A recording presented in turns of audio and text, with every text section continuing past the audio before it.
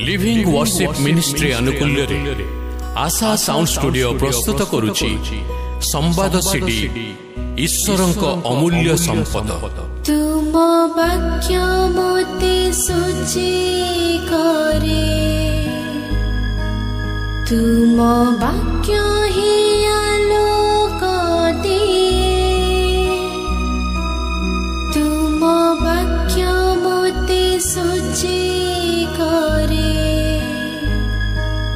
तुम वाक्य ही आलोक दिए, तुम वाक्य मो प्रदीप पथ कढ़ाइनी दुर्गम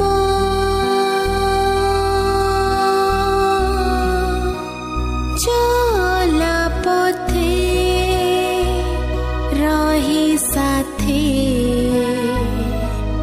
मो जीसु मो प्रभु ईश्वर, मो जीसु मो प्रभु ईश्वर।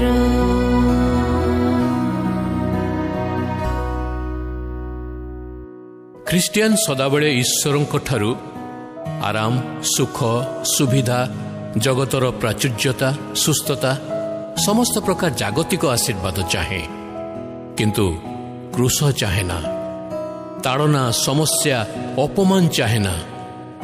जीसु कहती जदि तुमे मोर अनुगमन करने को चाह आपना क्रूस बहन करी मो पछरे आस। ख्रिस्टियान निजर जीवन समीक्षा करने निमंते एई सीडी माध्यम चॉकलेट ख्रिस्टियान प्रसंग रे ईश्वरंक दास भाई निरंजन तुरुक्क द्वारा ईश्वरंक वाक्य उपस्थापना कलु। कारण ख्रिस्टियान जगतरे सुखभोग करने निमंते नुहे, किंतु समस्त प्रकार दुखभोग मध्यरे ख्रिस्टंक पदचिन्ह अनुकरण करी अनंत राज्य निमंते आहूत होईछि। आमर प्रार्थना एवं विश्वास एई संवादटी आपणक आध्यात्मिक जीवन को सजाड़िबा निमंते निश्चय उपयोगी हेब। प्रभु जीशु ख्रीष्टंक अति पवित्र नाम रे मु आपण मानक आंतरिक शुभेच्छा एवं अभिनंदन जनाए। प्रभु आमानक पुणी थरे सुजोगटिए देइछंती तांको वाक्यर ध्यान करने निमंते, पुणी ए जगत रे तांको इच्छा मुताबक जीवन टे काटिबा निमंते। बाइबल आमान को साहाय्य करे आमे किपरि ख्रिस्टियान हेबा दरकार। बाइबल आमान को मार्गदर्शन कराए आम परिवार आमान को मंडली आमान को व्यक्तिगत जीवन रे आमे किपरि हेबा। आज आमे जो प्रसंग रे आलोचना करिबा प्रसंगटी हेला चॉकलेट ख्रिस्टियान। आमे जो प्रसंग रे आलोचना करिबा से प्रसंगटी होउची चॉकलेट ख्रिस्टियान। प्रभु जीशु ख्रीष्टंकर प्रथम आह्वान थिला मो निकट को आस, किंतु जो माने तांको निकट को आसिले तत्परे से समान को कहिले मोहर अनुगमन करो। प्रथम रे प्रभु जीशु कहिले मो निकट को आस, पुणी द्वितीय रे से कहउछंती मोहर अनुगमन करो। जीशुंको निकट को आसिले जीशुंको ठारे थिबा सुविधा सुजोग सुस्थता साहाय्य अधिकार ए समस्त विषय उपभोग करि परिबा, किंतु जीशुंकर अनुगमन कले एही समस्त विषय त्याग करी आपनकु एवं मते दुख कष्ट सह्य करने को पड़िबो। समस्त त्याग करी क्रूसर पथरे यात्रा करने को पड़िबो। किंतु अधिकांश ख्रिस्टियान जीशुंको निकट को आसवा को पसंद करती, जीशुंको निकट को आसती एवं सही ठारे ही रही जाती, किंतु प्रभुंकर आह्वानर उद्देश्य आउ अलगा अटे। से आमानकु आद्य समय रे आह्वान कले मो निकट को आस, किंतु परवर्ती समय से चाहती जेते जन ताहांकर निकट को आसीचंती से माने ताहांकर अनुगमन करिवे। जीशुंक ठारे थिबा आशीर्वाद पाइबा निमंते ଅଗଣିତ ପ୍ରଚାରକ ପାଳକ ଏ ପ୍ରକାର ବାର୍ତ୍ତା ସବୁ ପରିବେଷଣ କରନ୍ତି ଯେ ପ୍ରଭୁଙ୍କ ଠାରେ ରହିଥିବା ଆଶୀର୍ବାଦ ସବୁ ଆମେ କି ପ୍ରକାର ପ୍ରାପ୍ତ ହୋଇପାରିବା। ଏ ପ୍ରକାର ସମ୍ବାଦ ଗୁଡ଼ିକ ଦ୍ୱାରା ମଣ୍ଡଳୀରେ ଏବଂ ଖ୍ରୀଷ୍ଟ ସମ୍ପ୍ରଦାୟରେ ଚକୋଲେଟ୍ ଖ୍ରୀଷ୍ଟିଆନ ମାନଙ୍କର ସଂଖ୍ୟା ଅଧିକ ଦେଖାଯାଏ। ସେମାନେ ପ୍ରଭୁ ଯୀଶୁଖ୍ରୀଷ୍ଟଙ୍କ ଠାରେ ଥିବା ଆଶୀର୍ବାଦ ଗୁଡ଼ିକ ପାଇବା ପରିବର୍ତ୍ତେ ଖ୍ରୀଷ୍ଟଙ୍କର ଅନୁଗମନ କରିବା ନିମନ୍ତେ ଯଦି କହିଥାନ୍ତେ, ତାହେଲେ ମଣ୍ଡଳୀ ଗୁଡ଼ିକରେ ପ୍ରକୃତ ଶିଷ୍ୟମାନଙ୍କୁ ଆମେ ଦେଖିଥାନ୍ତୁ, ଚକୋଲେଟ୍ ଖ୍ରୀଷ୍ଟିଆନ ମାନଙ୍କୁ ନୁହଁ। ପ୍ରଭୁ ଯୀଶୁଖ୍ରୀଷ୍ଟ ଆମମାନଙ୍କୁ ଆଜି କ'ଣ କହିବା ପାଇଁ ଚାହାନ୍ତି? ଆଜିର ସମୟରେ ଖ୍ରୀଷ୍ଟିଆନ ତାର ସୁଖ ସୁବିଧା, ତାର ସମସ୍ତ ଜାଗତିକ ଆଶୀର୍ବାଦ ତ୍ୟାଗ କରିବା ନିମନ୍ତେ ଆଗ୍ରହୀ ନୁହେଁ। ସେ ଚାହେଁ ଯେ ପ୍ରଭୁ ତାକୁ ଏହି ଜଗତରେ ସମସ୍ତ ସ୍ୱର୍ଗୀୟ ଆଶୀର୍ବାଦ କରନ୍ତୁ, ପୁଣି ଏହି ଜଗତକୁ ହିଁ ସ୍ୱର୍ଗ ବନେଇ ଦିଅନ୍ତୁ। ସେ ସ୍ୱର୍ଗ ସମ୍ପର୍କରେ ସଚେତନ ନୁହେଁ। ସେ ଚାହେଁ ଯେ ଏହି ଜଗତର ସୁଖ ସୁବିଧା, ଏହି ଜଗତର ସମସ୍ତ ଆରାମ ସେ ଉପଭୋଗ କରିବ। ଚକୋଲେଟ୍ ଖ୍ରୀଷ୍ଟିଆନ ସର୍ବଦା ଚାହେଁ ପ୍ରଭୁ ତାକୁ ଏହି ଜଗତରେ ସ୍ଥାପିତ କରନ୍ତୁ ଏବଂ ଜଗତରେ ସେ ଆରାମରେ ରହିବ।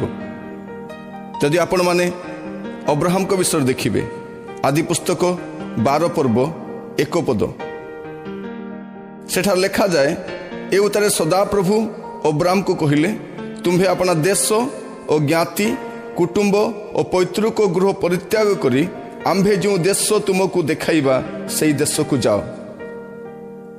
ଯଦି ଅବ୍ରାହମ ଜଣେ ଚକୋଲେଟ୍ ଖ୍ରୀଷ୍ଟିଆନ ହୋଇଥାନ୍ତେ, ତାହେଲେ ପ୍ରଭୁଙ୍କର ବାଧ୍ୟ ହୋଇ 75 ବର୍ଷ ବୟସରେ ସେ ଏତେ ବଡ଼ ପଦକ୍ଷେପ ନେଇନଥାନ୍ତେ। ସେ କେବେ ମଧ୍ୟ ପ୍ରଭୁଙ୍କର କଥା ମାନିକି ପ୍ରଭୁଙ୍କ କଥାରେ ଏତେ ବଡ଼ ନିଷ୍ପତ୍ତି ନେଇନଥାନ୍ତେ। କିନ୍ତୁ ସେ ଚକୋଲେଟ୍ ଖ୍ରୀଷ୍ଟିଆନ ହୋଇନଥିବାରୁ ସେ ପ୍ରଭୁଙ୍କ ନିମନ୍ତେ ସମସ୍ତ ତ୍ୟାଗ କଲେ। ଆଉ ବାଇବଲରେ ଲେଖାଯାଏ, ପରବର୍ତ୍ତୀ ସମୟରେ ଅବ୍ରାହମ ଈଶ୍ୱରଙ୍କର ବନ୍ଧୁ ହେଲେ। ଯଦି ଆପଣ ମୋଶାଙ୍କ ବିଷୟରେ ଦେଖିବେ, ଏବ୍ରୀ ତାର 11 ପର୍ବ 24 ପଦରୁ 27 ପଦ, ଏଠାରେ ପ୍ରକାର ଲେଖାଯାଏ, ବିଶ୍ୱାସ ଦ୍ୱାରା ମୋଶା ବୟସ ପ୍ରାପ୍ତ ହେଲା ଉତ୍ତାରେ ଫାରୋଙ୍କର କନ୍ୟାଙ୍କ ପୁତ୍ର ବୋଲି ଖ୍ୟାତ ହେବାକୁ ନାସ୍ତି କଲେ। ପାପର କ୍ଷଣିକ ସୁଖ ଭୋଗ ଅପେକ୍ଷା ଈଶ୍ୱରଙ୍କ ଲୋକମାନଙ୍କ ସହିତ ବରଂ ଦୁଃଖ ଭୋଗ କରିବାକୁ ସେ ପସନ୍ଦ କଲେ। ପୁଣି ବିଶ୍ୱର ସମସ୍ତ ଧନ ଅପେକ୍ଷା ଖ୍ରୀଷ୍ଟଙ୍କ ନିନ୍ଦାର ସହଭାଗୀ ହେବା ଶ୍ରେଷ୍ଠତର ଧନ ବୋଲି ମନେ କଲେ, କାରଣ ସେ ପୁରସ୍କାର ଦାନର ସମୟ ପ୍ରତି ଦୃଷ୍ଟିପାତ କଲେ। ବିଶ୍ୱାସ ଦ୍ୱାରା ସେ ରାଜାଙ୍କ କ୍ରୋଧକୁ ଭୟ ନ କରି ମିଶର ପରିତ୍ୟାଗ କଲେ, ଯେଣୁ ଯେ ଅଦୃଶ୍ୟ ତାହାଙ୍କୁ ଦର୍ଶନ କଲା ପରି ସୁସ୍ଥିର ହୋଇ ରହିଲେ। ଏଠାରେ ଆମେ ଦେଖୁ ଯେ ମୋଶା ଫାରୋଙ୍କ ଗୃହରେ ଲାଳିତ ପାଳିତ ହେଉଛନ୍ତି। ପରବର୍ତ୍ତୀ ସମୟରେ ସେହି ଦେଶର ସେ ଅଧିପତି ହୋଇଥାନ୍ତେ, କିନ୍ତୁ ସେ ଏ ସମସ୍ତ ବିଷୟ ଅପେକ୍ଷା କଲେ ନାହିଁ। ଯଦି ଜଣେ ଚକୋଲେଟ୍ ଖ୍ରୀଷ୍ଟିଆନ ହୋଇଥାନ୍ତା, ସେ ଏତେ ସହଜରେ ତାର ଏ ସବୁ ସୁଖ ସୁବିଧାକୁ ପରିତ୍ୟାଗ କରିନଥାନ୍ତା। ସେ କେବେ ମଧ୍ୟ ଖ୍ରୀଷ୍ଟଙ୍କ ନିମନ୍ତେ ନିନ୍ଦାର ପାତ୍ର ହେବା ନିମନ୍ତେ ଏବଂ ପ୍ରାନ୍ତରରେ ଜୀବନ କାଟି ସେହି ସ୍ଥାନରେ ମୃତ୍ୟୁ ଭୋଗ କରିବା ନିମନ୍ତେ ପସନ୍ଦ କରିନଥାନ୍ତା। କିନ୍ତୁ ମୋଶା ଦୃଶ୍ୟ ବିଷୟ ନୁହେଁ, ଅଦୃଶ୍ୟ ବିଷୟ ପ୍ରତି ଲକ୍ଷ୍ୟ କଲେ। ଚକୋଲେଟ୍ ଖ୍ରୀଷ୍ଟିଆନ ସେ ଅଦୃଶ୍ୟ ବିଷୟ ନିମନ୍ତେ ଲାଳାୟିତ ନୁହେଁ, ଦୃଶ୍ୟ ବିଷୟ ନିମନ୍ତେ ଲାଳାୟିତ ଅଟେ। ଭବିଷ୍ୟତରେ କ'ଣ ହେବ, ଅନନ୍ତ ରାଜ୍ୟରେ କ'ଣ ହେବ, ତାହା ତା ନିମନ୍ତେ ବଡ଼ ବିଷୟ ନୁହେଁ। ବର୍ତ୍ତମାନ ତା ଚକ୍ଷୁ ସମ୍ମୁଖରେ ସମସ୍ତ ସୁଖ ସୁବିଧା ରହିବା ଦରକାର। ମାଥ୍ୟୁ 19 ପର୍ବ ତାର 16 ପଦରେ ଆମେ ଦେଖୁ, ଏଠାରେ ଏପରି ଲେଖାଯାଏ, ଆଉ ଦେଖ, ଜଣେ ତାହାଙ୍କ ନିକଟକୁ ଆସି ପଚାରିଲେ, ହେ ଗୁରୁ, ଅନନ୍ତ ଜୀବନ ପ୍ରାପ୍ତ ହେବା ନିମନ୍ତେ ମୁଁ କେଉଁ ସତ୍କର୍ମ କରିବି?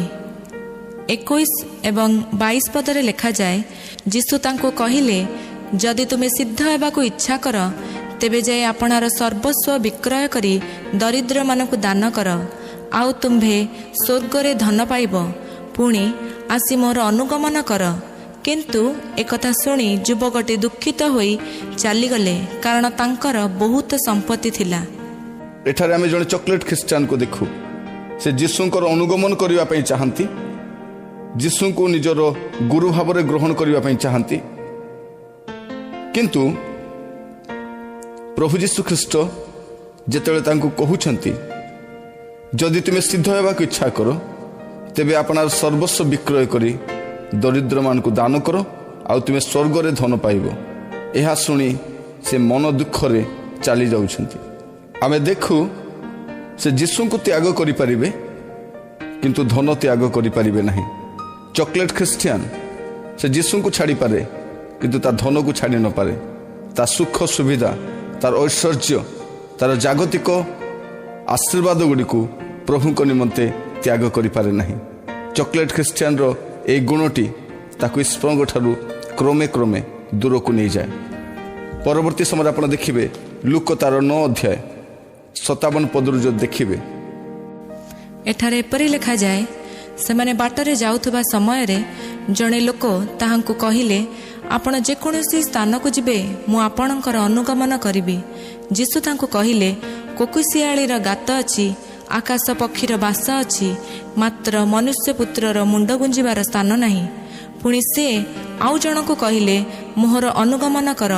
କିନ୍ତୁ ସେ କହିଲେ, ପ୍ରଥମେ ଯାଇ ମୋହର ପିତାଙ୍କୁ ସମାଧି ଦେବା ନିମନ୍ତେ ମୋତେ ଅନୁମତି ଦିଅନ୍ତୁ। ମାତ୍ର ସେ ତାହାଙ୍କୁ କହିଲେ, ମୃତମାନଙ୍କୁ ଆପଣା ଆପଣା ମୃତ ଲୋକମାନଙ୍କୁ ସମାଧି ଦେବା ପାଇଁ ଛାଡ଼ିଦିଅ, କିନ୍ତୁ ତୁମ୍ଭେ ଯାଇ ଈଶ୍ୱରଙ୍କର ରାଜ୍ୟ ପ୍ରଚାର କର। ଆଉ ଜଣେ ମଧ୍ୟ କହିଲେ, ପ୍ରଭୁ, ମୁଁ ଆପଣଙ୍କର ଅନୁଗମନ କରିବି, ମାତ୍ର ପ୍ରଥମେ ମୋହର ଗୃହରେ ଥିବା ଲୋକମାନଙ୍କ ଠାରୁ ବିଦାୟ ନେବା ନିମନ୍ତେ ମୋତେ ଅନୁମତି ଦିଅନ୍ତୁ। କିନ୍ତୁ ଯୀଶୁ ତାକୁ କହିଲେ, ଯେ ଲଙ୍ଗଳରେ ହାତ ଦେଇ ପଛକୁ ଚାହେଁ ସେ ଈଶ୍ୱରଙ୍କର ରାଜ୍ୟର ଯୋଗ୍ୟ ନୁହେଁ। ଏଠାରେ ଆମେ ଦେଖୁଛୁ ଅନେକ ପ୍ରଭୁଙ୍କ ନିକଟକୁ ଆସୁଛନ୍ତି, କିନ୍ତୁ ବାହାନା ଦେଖେଇକି ଚାଲି ଯାଉଛନ୍ତି। ଯୀଶୁଙ୍କର ଅନୁଗମନ କରିବା ସମୟରେ ଥିବା ଅସୁବିଧା, କଷ୍ଟ, ତ୍ୟାଗ ତାହା ସ୍ୱୀକାର କରିବାକୁ ଚାହାନ୍ତି ନାହିଁ। ସେମାନେ ଯୀଶୁଙ୍କର ହେବା ପାଇଁ ଚାହାନ୍ତି, ଯୀଶୁଙ୍କ ପଛରେ ଚାଲିବା ପାଇଁ ଚାହାନ୍ତି, କିନ୍ତୁ ଯୀଶୁ କହୁଥିବା କଥା ଗୁଡ଼ିକୁ ମାନିବା ପାଇଁ ଚାହାନ୍ତି ନାହିଁ। ଚକୋଲେଟ୍ ଖ୍ରୀଷ୍ଟିଆନ ବାହାନା ଦେଖାଇ ପହରିଯାଏ। ଚକୋଲେଟ୍ ଖ୍ରୀଷ୍ଟିଆନ ସେ ତାର ଆରାମ କ୍ଷେତ୍ରରୁ ବାହାରି ନପାରେ। ଚକୋଲେଟ୍ ଖ୍ରୀଷ୍ଟିଆନ ପ୍ରଭୁଙ୍କୁ ଅଗ୍ରାଧିକାର ଦେବା ପରିବର୍ତ୍ତେ ନିଜକୁ ଏବଂ ନିଜର ପ୍ରିୟଜନମାନଙ୍କୁ ପ୍ରଥମ ସ୍ଥାନ ଦେଇଥାଏ। ଯଦି ଆପଣ ଯୋସେଫଙ୍କ ବିଷୟରେ ଦେଖିବେ, ଆଦି ପୁସ୍ତକ 39 ପର୍ବ ତାର 9 ପଦରୁ ଯଦି ଆପଣମାନେ 12 ପଦ ପର୍ଯ୍ୟନ୍ତ ପଢ଼ିବେ, ଏଠାରେ ଏପରି ଲେଖାଯାଏ, ଏହି ଗୃହରେ ମୋ ଠାରୁ ବଡ଼ କେହି ନାହିଁ। ତୁମ୍ଭେ ତାଙ୍କର ଭାର୍ଯ୍ୟା, ଏହି ନିମନ୍ତେ କେବଳ ତୁମ୍ଭ ଛଡ଼ା ମୋ ପ୍ରତି ଆଉ କିଛି ମନା ନାହିଁ। ଏହେତୁ ମୁଁ କି ରୂପେ ଏଡ଼ ବଡ଼ ଦୁଷ୍ଟତା ଓ ପରମେଶ୍ୱରଙ୍କ ବିରୁଦ୍ଧରେ ପାପ କରିପାରେ? ତଥାପି ସେ ସ୍ତ୍ରୀ ଦିନକୁ ଦିନ ଯୋସେଫକୁ ଏପରି କହେ, ମାତ୍ର ଯୋସେଫ ତାହା ସଙ୍ଗେ ଶୟନ କରିବାକୁ କିମ୍ବା ତା ନିକଟରେ ରହିବାକୁ ସମ୍ମତ ହୁଅନ୍ତି ନାହିଁ। ଅନନ୍ତର ଦିନକରେ ଯୋସେଫ ନିଜ କାର୍ଯ୍ୟ ନିମନ୍ତେ ଗୃହ ଭିତରକୁ ଗଲେ। ପୁଣି ଗୃହର ଦାସ ମଧ୍ୟରୁ କେହି ସେଠାରେ ନଥିଲା। ତେଣୁ ସେ ଯୋସେଫଙ୍କର ବସ୍ତ୍ର ଧରି ମୋ ସଙ୍ଗେ ଶୟନ କର ବୋଲି ଟଣାଟଣି କଲା। ମାତ୍ର ଯୋସେଫ ତା ହସ୍ତରେ ଆପଣା ବସ୍ତ୍ର ଛାଡ଼ି ବାହାରକୁ ପଳାଇ ଗଲେ। ଚିନ୍ତା କରି ଦେଖନ୍ତୁ, ମିଶ୍ର ଦେଶରେ ସମସ୍ତ ବିଷୟ ପରିତ୍ୟାଗ କରି ପରିତ୍ୟକ୍ତ ଅବସ୍ଥାରେ, ଭାଇମାନଙ୍କ ଦ୍ୱାରା ପରିତ୍ୟକ୍ତ ଏକ ପାପରେ ପରିପୂର୍ଣ୍ଣ ସମାଜ ମଧ୍ୟରେ ଯୋସେଫ ଦାସ୍ୟକର୍ମ କରୁଛନ୍ତି। ଆଉ ତାଙ୍କ ଜୀବନରେ ଗୋଟେ ସୁବିଧାର ସମୟ ଆସିଛି ଯେ ସେ ଦେଶର ଅଧିପତିଙ୍କର ଭାର୍ଯ୍ୟା ତାଙ୍କ ସହିତ ସମ୍ପର୍କ ରଖିବା ପାଇଁ ଚାହୁଁଛନ୍ତି। କିନ୍ତୁ ଯୋସେଫ କ'ଣ କହୁଛନ୍ତି, ମୁଁ କି ରୂପେ ଏଡ଼େ ବଡ଼ ଦୁଷ୍ଟତା ପରମେଶ୍ୱରଙ୍କ ବିରୁଦ୍ଧରେ କରିପାରେ? ସେ କ୍ଷଣିକ ସୁଖ ଭୋଗ ଦେଖୁନାହାନ୍ତି, କିନ୍ତୁ ସେ ଦେଖୁଛନ୍ତି ଯେ ପରମେଶ୍ୱରଙ୍କୁ ମୁଁ କିପରି ଦୁଃଖିତ କରିପାରେ। ଯଦି ଏହି ସ୍ଥାନରେ ଗୋଟେ ଚକୋଲେଟ୍ ଖ୍ରୀଷ୍ଟିଆନ ରହିଥାନ୍ତା, ଯଦି ଜଣେ ଚକୋଲେଟ୍ ଖ୍ରୀଷ୍ଟିଆନ ରହିଥାନ୍ତେ, ସେ ନିଶ୍ଚୟ ଆକର୍ଷିତ ହୋଇଥାନ୍ତେ ଏବଂ ପାପରେ ପତିତ ହୋଇଥାନ୍ତେ ଏବଂ ତାଙ୍କର ଅଧ୍ୟାୟ ଏହି ସ୍ଥାନରେ ହିଁ ସମାପ୍ତ ହୋଇଥାନ୍ତା। ଆମର ଚତୁଃପାର୍ଶ୍ୱରେ ଅନେକ ଚକୋଲେଟ୍ ଖ୍ରୀଷ୍ଟିଆନ ମାନଙ୍କୁ ଦେଖୁ, ଯେଉଁମାନେ ଜଗତରେ ଛନ୍ଦି ହୋଇ ଜାଗତିକତାରେ ଲିପ୍ତ ରହି ଅନେକ ପ୍ରକାର ପ୍ରଲୋଭନ ଏବଂ ପାପର ଶିକାର ହେଉଛନ୍ତି। ସେମାନଙ୍କ ସାକ୍ଷ୍ୟ ନଷ୍ଟ କରୁଛନ୍ତି, ସେମାନଙ୍କୁ ପବିତ୍ରତା ନଷ୍ଟ କରୁଛନ୍ତି। ପରବର୍ତ୍ତୀ ସମୟରେ ପରମେଶ୍ୱର ସେମାନଙ୍କୁ ପରିତ୍ୟାଗ କରିବାର ଦେଖାଯାଏ। ଏହା ଚକୋଲେଟ୍ ଖ୍ରୀଷ୍ଟିଆନ ପାଖରେ ସମ୍ଭବ, କିନ୍ତୁ ଯେ ଚକୋଲେଟ୍ ଖ୍ରୀଷ୍ଟିଆନ ନୁହେଁ, ସେ ଦୃଢ଼ ସଂକଳ୍ପ ନେଇପାରେ ସେ କି ପ୍ରକାରେ ପ୍ରଭୁଙ୍କୁ ସନ୍ତୁଷ୍ଟ କରିପାରିବ। ଯଦି ଆପଣ ଦାନିଏଲ ପୁସ୍ତକ ଦେଖିବେ, ଦାନିଏଲ ତାର 3 ପର୍ବ 16 ପଦରୁ 18 ପଦ ପର୍ଯ୍ୟନ୍ତ। ଦାନିଏଲ 3 16ରୁ 18।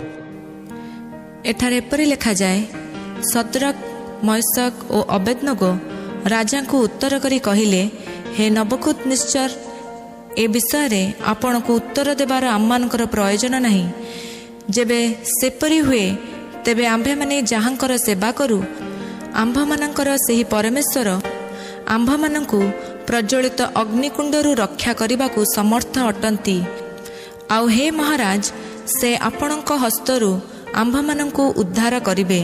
ମାତ୍ର ଯେବେ ନ କରନ୍ତି, ତେବେ ହେ ମହାରାଜ, ଆମ୍ଭେମାନେ ଯେ ଆପଣଙ୍କର ଦେବତାଗଣର ସେବା କରିବୁ ନାହିଁ, କି ଅବା ଆପଣଙ୍କର ସ୍ଥାପିତ ସୁବର୍ଣ୍ଣ ପ୍ରତିମାକୁ ପ୍ରଣାମ କରିବୁ ନାହିଁ, ଏହା ଆପଣ ଜ୍ଞାତ ହୁଅନ୍ତୁ। ଏଠାରେ ଆମେ ଦେଖୁଛୁ ଏ 3 ଯୁବାଙ୍କ ନିର୍ଭୀକ ପଦକ୍ଷେପ।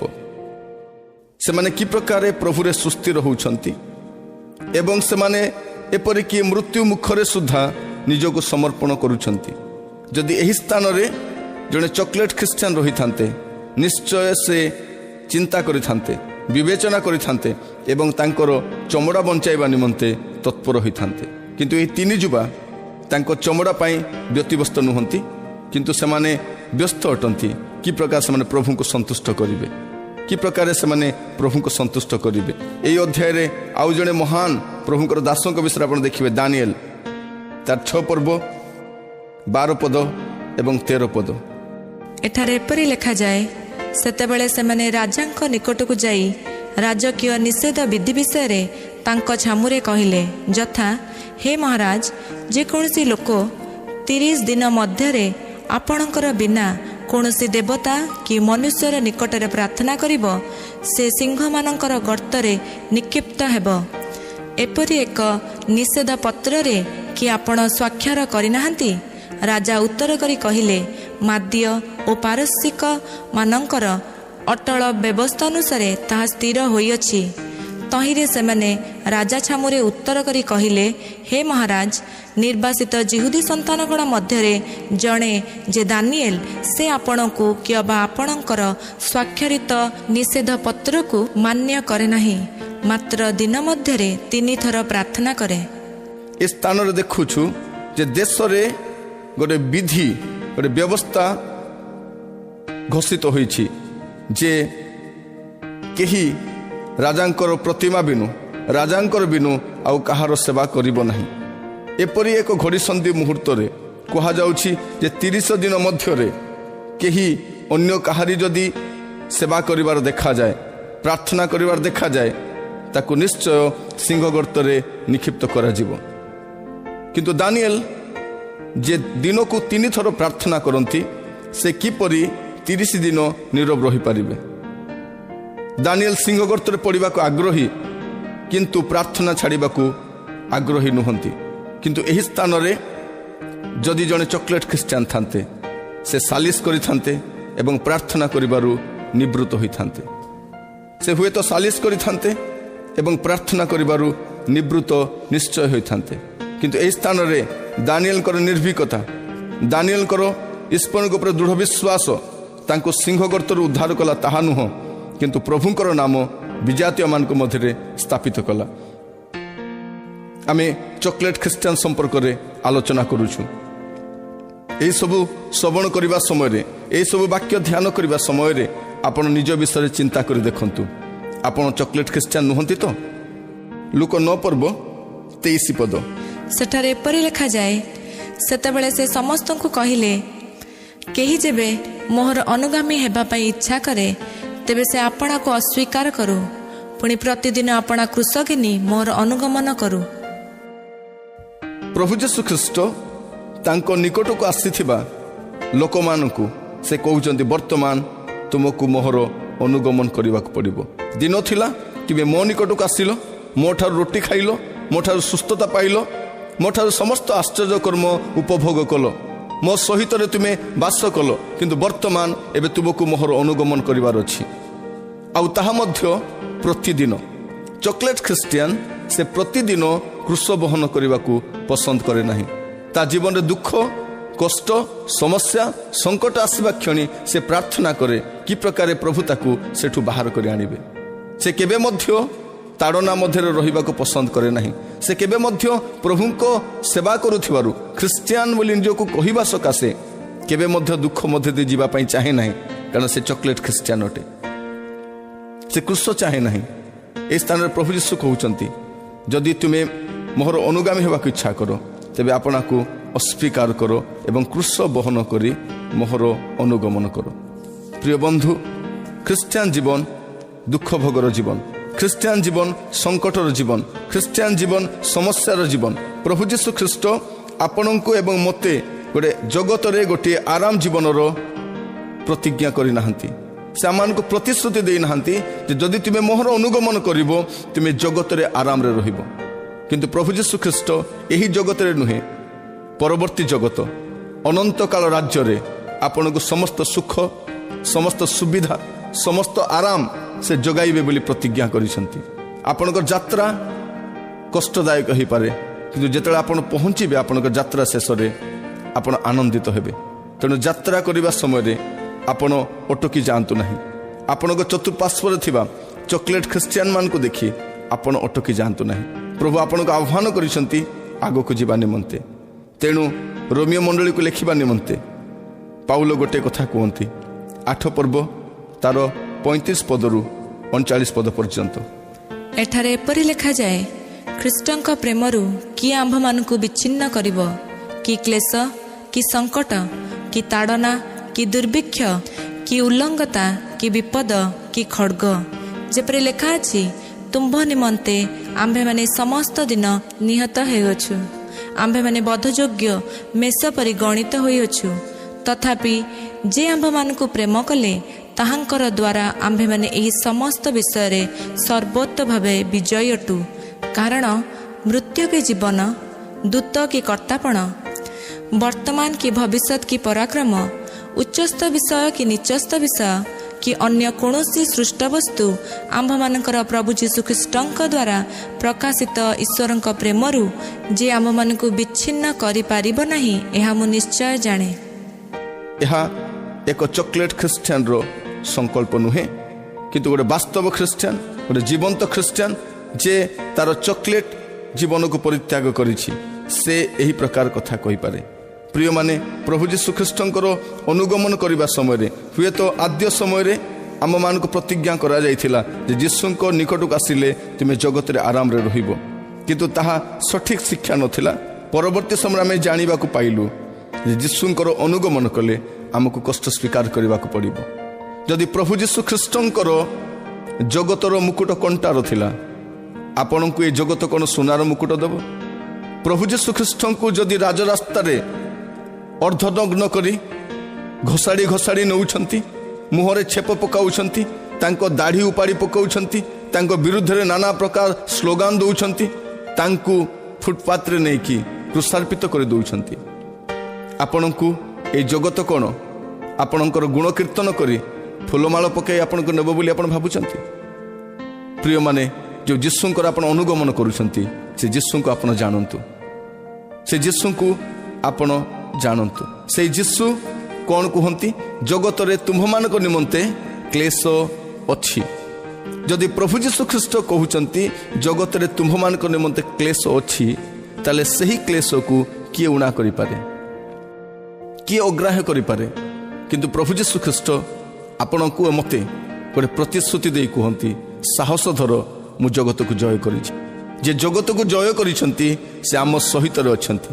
ସେ ପ୍ରତିଜ୍ଞା କରିଛନ୍ତି ଆମକୁ କେବେ ହିଁ ପରିତ୍ୟାଗ କରିବେ ନାହିଁ, କେବେ ହିଁ ଆମମାନଙ୍କୁ ଏକୁଟିଆ ରଖିବେ ନାହିଁ। ସେ ଯୁଗାନ୍ତ ପର୍ଯ୍ୟନ୍ତ ସଦାସର୍ବଦା ଆମ୍ଭମାନଙ୍କ ସହିତରେ ରହିବେ ବୋଲି ସେ ଘୋଷଣା କରିଛନ୍ତି।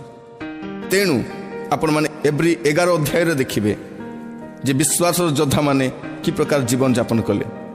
ଏବ୍ରି 11 ଅଧ୍ୟାୟ ତାର 35 ପଦରୁ ଯଦି ଆପଣ ପଢ଼ିବେ, ଏଠାରେ ଏପରି ଲେଖାଯାଏ, ସ୍ତ୍ରୀ ଲୋକମାନେ ଆପଣା ଆପଣା ମୃତମାନଙ୍କୁ ପୁନରୁତ୍ଥାନ ଦ୍ୱାରା ପ୍ରାପ୍ତ ହେଲେ, ଅନ୍ୟମାନେ ଉତ୍କୃଷ୍ଟତର ପୁନରୁତ୍ଥାନ ପ୍ରାପ୍ତ ହେବା ନିମନ୍ତେ ଉଦ୍ଧାର ପାଇବାକୁ ଇଚ୍ଛା ନ କରି ମହାଯନ୍ତ୍ରଣା ଭୋଗ କଲେ।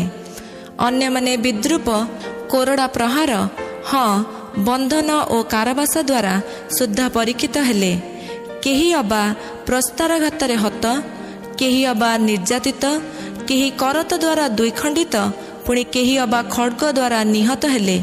କେହି କେହି ମେଷ ଓ ଛାଗଳର ଚର୍ମରେ ଆଚ୍ଛାଦିତ, ଅଭାବଗ୍ରସ୍ତ, କ୍ଳିଷ୍ଟ ଓ ନିଗ୍ରହ ପ୍ରାପ୍ତ ହୋଇ ପ୍ରାନ୍ତର, ପର୍ବତ, ଗୁହା, ପୁଣି ପୃଥିବୀର ଗହ୍ୱର ଭ୍ରମଣ କଲେ।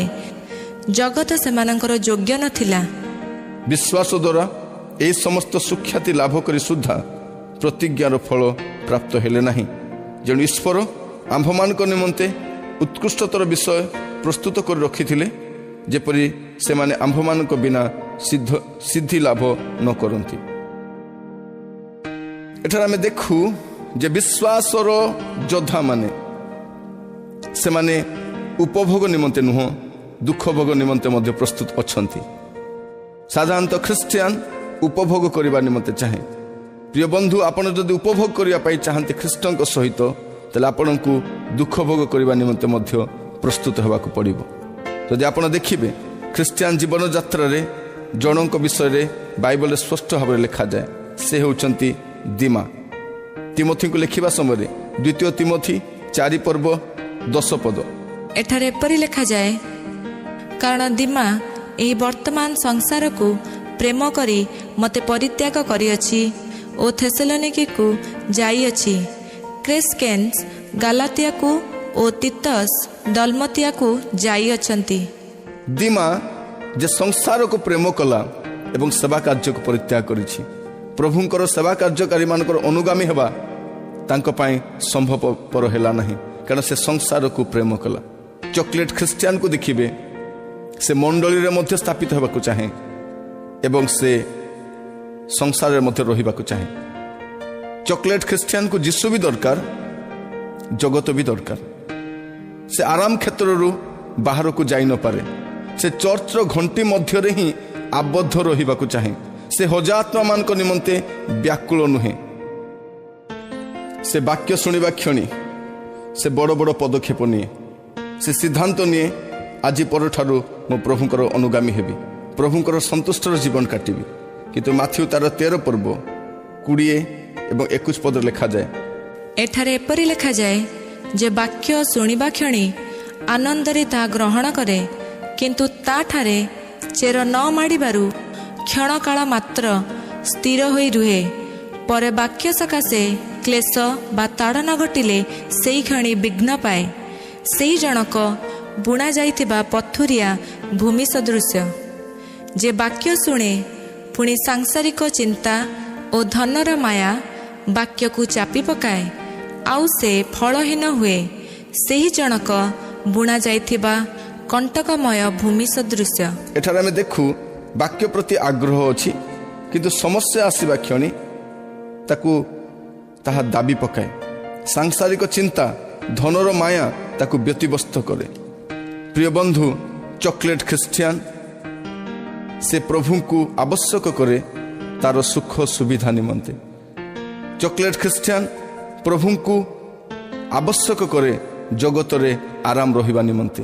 ସେ ଚାହେଁ ଯେ ପ୍ରଭୁ ଯୀଶୁ ଖ୍ରୀଷ୍ଟ ତାକୁ କିପରି ସମସ୍ତ ବିଷୟରେ ଆଶୀର୍ବାଦ କରିବେ। ସେ କୌଣସି ଆଶୀର୍ବାଦ ତ୍ୟାଗ କରିବା ନିମନ୍ତେ ପ୍ରସ୍ତୁତ ନୁହେଁ। ପ୍ରଥମତଃ ସେ ବାଇବଲ ଧ୍ୟାନ କରିବାକୁ ସମୟ ପାଏ ନାହିଁ। ଅନ୍ୟ ବିଷୟ ପାଇଁ ତା ନିକଟରେ ଯଥେଷ୍ଟ ସମୟ ଅଛି, କିନ୍ତୁ ତାକୁ ମହୁ ଦରକାର ନାହିଁ, ତାକୁ ମାଂସ ଦରକାର ନାହିଁ, ତାକୁ ଲଲିପପ୍ ଦରକାର। ଚକୋଲେଟ୍ ଖ୍ରୀଷ୍ଟିଆନ ସେ ବାଇବଲ ଧ୍ୟାନ କରେ ନାହିଁ।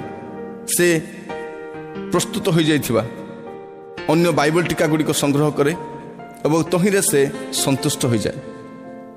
ସେ ପ୍ରାର୍ଥନା କରେ ନାହିଁ, କିନ୍ତୁ କିଛି ପ୍ରାର୍ଥନାକାରୀଙ୍କୁ ସଂଗ୍ରହ କରେ, ସେମାନଙ୍କୁ ନିଜର ପ୍ରାର୍ଥନା ବିନତି ଜଣାଏ ଏବଂ ସେ ଆରାମରେ ରହିବାକୁ ପସନ୍ଦ କରେ। ସେ ପ୍ରାର୍ଥନା ଜୀବନ କାଟେ ନାହିଁ। ସେ ଚାହେଁ ଯେ ସେ ଅନ୍ୟ କିଛି ଲୋକଙ୍କୁ କିଛି ଆର୍ଥିକ ସାହାଯ୍ୟ ଦେବ ଏବଂ ସେମାନେ ତା ନିମନ୍ତେ ପ୍ରାର୍ଥନା କରିବେ। ଚକୋଲେଟ୍ ଖ୍ରୀଷ୍ଟିଆନ ପବିତ୍ର ଜୀବନ ସମ୍ପର୍କରେ ସଚେତନ ନୁହେଁ। ସେ ପବିତ୍ରତା ଅପେକ୍ଷା ପ୍ରସନ୍ନତାକୁ ଅଧିକ ପ୍ରାଧାନ୍ୟ ଦିଏ। ସେ ଚାହେଁ କିପରି ସେ ଜଗତରେ ଖୁସିରେ ରହିବ, କିନ୍ତୁ ସେ ଚାହେଁ ନା ପରବର୍ତ୍ତୀ ସମୟରେ ଈଶ୍ୱରଙ୍କ ରାଜ୍ୟରେ କିପରି ପ୍ରବେଶ କରିବାକୁ ହେବ। ଆପଣ এই ସ୍ଥାନରେ ପ୍ରସନ୍ନ ରହିପାରନ୍ତି, କିନ୍ତୁ ପବିତ୍ରତା ବିନା ଈଶ୍ୱରଙ୍କ ରାଜ୍ୟର ଅଂଶୀ ହୋଇପାରିବେ ନାହିଁ। ଚକୋଲେଟ୍ ଖ୍ରୀଷ୍ଟିଆନ ସହଭାଗିତା ମଧ୍ୟରେ ରହିବାକୁ ପସନ୍ଦ କରେ ନାହିଁ। ସେ ମଣ୍ଡଳୀରେ ମଧ୍ୟ ସ୍ଥାପିତ ହେବାକୁ ଚାହେଁ ଏବଂ ଜଗତରେ ମଧ୍ୟ ମହାନ ହେବାକୁ ଚାହେଁ। ସେ ସହଭାଗିତା ମଧ୍ୟକୁ ଆସେ ନିଜକୁ ଦେଖାଇବା ନିମନ୍ତେ, ନିଜର ଜାଗତିକ ଆଶୀର୍ବାଦକୁ ଦେଖାଇବା ନିମନ୍ତେ, ତାର ଜ୍ଞାନ ପ୍ରଦର୍ଶନ କରିବା ନିମନ୍ତେ, ତାର ସମସ୍ତ ବିଷୟକୁ ଲୋକଙ୍କ ନିକଟରେ ପ୍ରଦର୍ଶନ କରିବା ନିମନ୍ତେ ସେ ସହଭାଗିତା ନିକଟକୁ ଆସେ, କିନ୍ତୁ ସେ ସହଭାଗିତା ନିକଟକୁ ପ୍ରଭୁଙ୍କ ନିମନ୍ତେ ଆସେ ନାହିଁ। ଚକୋଲେଟ୍ ଖ୍ରୀଷ୍ଟିଆନ ଦ୍ୱିତୀୟ ଆଗମନ ସମ୍ପର୍କରେ ଶୁଣିବା ମାତ୍ରେ ବିଚଳିତ ହୋଇପଡ଼େ ଏବଂ ତାର ମୁଖ ମଳିନ ହୋଇଯାଏ। ସେ ଚାହେଁ ଏହି ଜଗତରେ ରହିବ, କିନ୍ତୁ ପ୍ରଭୁ ପ୍ରତିଜ୍ଞା କରିଛନ୍ତି, ପ୍ରଭୁ ଆମମାନଙ୍କୁ ସତର୍କ କରାନ୍ତି ଯେ ଏହି ଜଗତ ସମାପ୍ତ ହେବାକୁ ଯାଉଛି। ଦିନେ ଜଗତ ସମାପ୍ତ ହେବ, କିନ୍ତୁ ଚକୋଲେଟ୍ ଖ୍ରୀଷ୍ଟିଆନ ଏହି ଜଗତ ଛଡ଼ା ଆଉ ଆଗକୁ ଯିବା ପାଇଁ ଚାହେଁ ନାହିଁ। ସେ ଉର୍ଦ୍ଧ୍ୱସ୍ଥ ବିଷୟରେ ଆସକ୍ତ ନ ହୋଇ ପାର୍ଥିବ ବିଷୟରେ ଆସକ୍ତ ହୁଏ। ଚକୋଲେଟ୍ ଖ୍ରୀଷ୍ଟିଆନ ଶିଶୁ ଅବସ୍ଥାରେ ହିଁ ରହିଥାଏ। ନିଜ ସୁଖ, ସୁବିଧା, ପଦବୀ, ଆତ୍ମସମ୍ମାନକୁ ଆଞ୍ଚ ଆସିଲେ ସେ ଚିତ୍କାର କରେ, ମୁହଁ ଫେରାଇ ନିଏ, ସହଭାଗିତା ପରିତ୍ୟାଗ କରେ, ଯଦି ସମ୍ଭବ ଦଳଭେଦ ସୃଷ୍ଟି କରେ। କିନ୍ତୁ ପାଉଲ କହନ୍ତି, ଯାହା ସବୁ ମୋ ନିମନ୍ତେ ଲାଭଜନକ ଥିଲା, ସେସବୁ ଖ୍ରୀଷ୍ଟଙ୍କ ନିମନ୍ତେ ମୁଁ କ୍ଷତିଜନକ ବୋଲି ଗଣ୍ୟ କରୁଅଛି। ପାଉଲ ଆଉ ଗୋଟେ କଥା କୁହନ୍ତି, ମୁଁ ଶିଶୁ ଥିବା ସମୟରେ ଶିଶୁ ପରି ଭାବୁଥିଲି, ଶିଶୁ ପରି ଚିନ୍ତା କରୁଥିଲି, ଶିଶୁ ପରି କାର୍ଯ୍ୟ କରୁଥିଲି, ଶିଶୁ ପରି ମୋର ମନୋଭାବ ରହିଥିଲା, କିନ୍ତୁ ବୟସ ପ୍ରାପ୍ତ ହୁଅନ୍ତେ ଏ ଶିଶୁର ଅବସ୍ଥା ସବୁ ମୁଁ ପରିତ୍ୟାଗ କଲି। କିନ୍ତୁ ଆପଣ ଦେଖିବେ ମଣ୍ଡଳୀ ମଧ୍ୟରେ ଶିଶୁମାନଙ୍କ ସଂଖ୍ୟା ଅଧିକ ଅଛି, ଯେଉଁମାନେ ନିଜର ସମସ୍ତ ପଦବୀକୁ, ନିଜର ସମସ୍ତ ଆରାମକୁ ପରିତ୍ୟାଗ କରିବାକୁ ଚାହାନ୍ତି ନାହିଁ। ତେଣୁ ପାଉଲ ପରବର୍ତ୍ତୀ ସମୟରେ କୁହନ୍ତି, ଚକୋଲେଟ୍ ଜୀବନର ସମାପ୍ତି ପରେ ସେ ଗୋଟିଏ କଥା କୁହନ୍ତି, ମାତ୍ର ମୁଁ ଖ୍ରୀଷ୍ଟଙ୍କ ସହିତ କ୍ରୁଶରେ ହତ ହୋଇଅଛି। ଚକୋଲେଟ୍ ଖ୍ରୀଷ୍ଟିଆନ ସେ ମୃତ୍ୟୁଭୋଗ କରିବାକୁ ଚାହେଁ ନାହିଁ। ଚକୋଲେଟ୍ ଖ୍ରୀଷ୍ଟିଆନ ଭିତରେ ଏବେ ପର୍ଯ୍ୟନ୍ତ ସାଂସାରିକ ଚିନ୍ତାଧାରା ରହିଛି। ପ୍ରିୟ ବନ୍ଧୁ, ମୁଁ ମଲେ ହିଁ ଖ୍ରୀଷ୍ଟ ଦେଖାଯାଆନ୍ତି।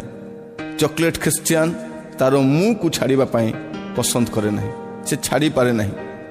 ଆପଣାର ସ୍ୱସତ୍ତାକୁ ହରାଇବାକୁ ବାସ୍ତବ ଖ୍ରୀଷ୍ଟିଆନ ଚାହେଁ, କିନ୍ତୁ ଚକୋଲେଟ୍ ଖ୍ରୀଷ୍ଟିଆନ ନିଜର ଅସ୍ତିତ୍ୱ ବଞ୍ଚାଇବା ନିମନ୍ତେ ବ୍ୟତିବ୍ୟସ୍ତ। ମୁଁ ଚକୋଲେଟ୍ ଖ୍ରୀଷ୍ଟିଆନ କି ନୁହଁ, ତା ଆମେ ନିଜେ ନିଜକୁ ସମୀକ୍ଷା କରି ଦେଖିପାରିବା। ଚକୋଲେଟ୍ ଖ୍ରୀଷ୍ଟିଆନ ସେ ଆତ୍ମିକ ମନା ନୁହଁ। ଯଦି ଆପଣ ପଢ଼ିବେ 1 କରିନ୍ଥିଓ 3 ପର୍ବ 1 ପଦରେ ଦେଖିବେ, ସେଠାରେ ଏପରି ଲେଖା ଅଛି, ହେ ଭାଇମାନେ, ମୁଁ ଆତ୍ମିକ ମନା ଲୋକମାନଙ୍କୁ କହିଲା ପରି ତୁମମାନଙ୍କୁ କହିପାରିଲି ନାହିଁ, କିନ୍ତୁ ଶାରୀରିକ ଲୋକମାନଙ୍କୁ ଓ ଖ୍ରୀଷ୍ଟଙ୍କଠାରେ ଶିଶୁମାନଙ୍କୁ କହିଲା ପରି ତୁମମାନଙ୍କୁ କହିଲି। ଚକୋଲେଟ୍ ଖ୍ରୀଷ୍ଟିଆନ ସେ ଆତ୍ମିକ ମନା ନୁହଁ, ସେ ଖ୍ରୀଷ୍ଟଙ୍କଠାରେ ପରିପକ୍ୱ ନୁହଁ। ସେ କେବଳ ଜାଗତିକ ବିଷୟରେ ତାର ଜୀବନକୁ ଆଧାରିତ କରି ଜୀବନ କାଟୁଛି, କିନ୍ତୁ ସେ ଆତ୍ମିକ ମନା ନୁହଁ। ଚକୋଲେଟ୍ ଖ୍ରୀଷ୍ଟିଆନକୁ ଚିହ୍ନଟ କରିବା ନିମନ୍ତେ ଦ୍ୱିତୀୟ ଚିହ୍ନ ନିଜକୁ ଆମେ ସମୀକ୍ଷା କରିପାରିବା, ସେ ସବୁବେଳେ ଈଶ୍ୱରଙ୍କୁ ବାଞ୍ଛା କରେ। ଚକୋଲେଟ୍ ଖ୍ରୀଷ୍ଟିଆନ ସେ ସବୁବେଳେ ପ୍ରଭୁଙ୍କୁ ଆବଶ୍ୟକ କରେ ନାହିଁ। ସେ ସମୟ ଅନୁସାରେ, ତାର ଆବଶ୍ୟକ ଅନୁସାରେ, କଷ୍ଟ ସମୟରେ, ଆବଶ୍ୟକ ସମୟରେ ପ୍ରଭୁଙ୍କର ଅନୁସନ୍ଧାନ କରେ, ପ୍ରଭୁଙ୍କର ମୁଖ ଅନ୍ୱେଷଣ କରେ। କିନ୍ତୁ ଯେ ଚକୋଲେଟ୍ ଖ୍ରୀଷ୍ଟିଆନ ନୁହଁ, ସେ ସବୁବେଳେ ଈଶ୍ୱରଙ୍କୁ ବାଞ୍ଛା କରେ। ତାକୁ ଈଶ୍ୱରଙ୍କର ଦରକାର ନାହିଁ, ତାକୁ ଈଶ୍ୱର ଦରକାର। ତାକୁ ଯୀଶୁଙ୍କର ଦରକାର ନାହିଁ, ଯୀଶୁ ଦରକାର।